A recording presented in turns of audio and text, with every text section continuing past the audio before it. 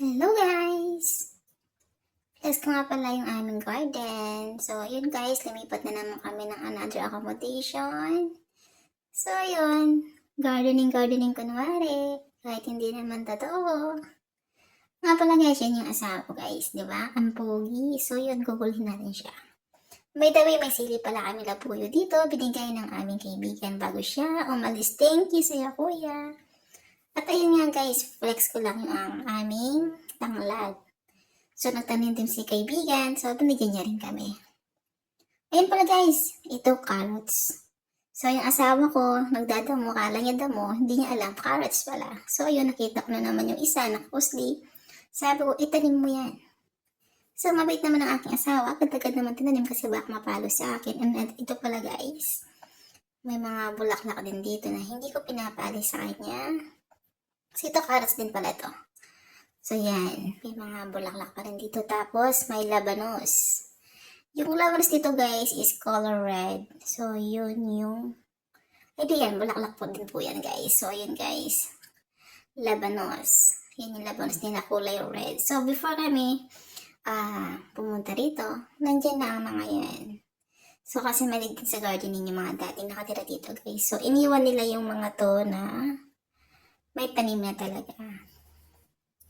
So, ayun. Akala nyo damo yan. Hindi, guys. Salad yan. Tapos, bahay ng mga bee. Then, dito, hindi ko alam kung may tinanim sila, pero hahayaan muna namin to, guys. So, kung sakali mag-gardening kami, sasabihin namin sa inyo. Then, ito pala, hindi ko alam kung ano to, berry, mulberry, hindi ko alam, guys. Bahala na kayo. Hindi ko alam kung anong pangalan yan. And then ito, meron din nakatrim dito. So, basahin nyo na lang. Bahala na kayo. Bahala na kayong umintindi. So, yun, para din siyang cherry. And then, ayun, iikot ko kayo sa mga flower girl. Ayun. Queen flower daw ang tawag nila dito sa mga rose na to, guys. So, ayun. May gusto pang umakyat talaga sa akin insekto. So, ayun, si Bee. Hello, Bee. Anong gawa mo dyan? Hello, Bee. Hello.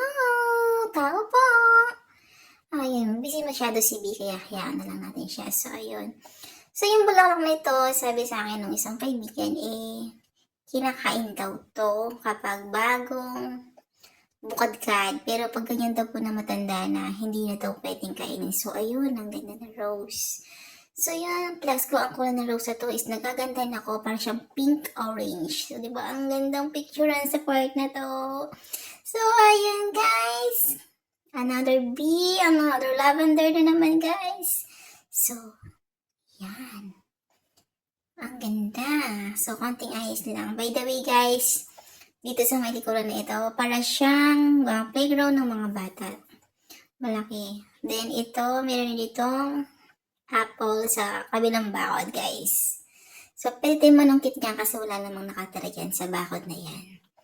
And then, ayun guys. Tapos na tayo sa vlog natin kasi nagaya ng aking asawa.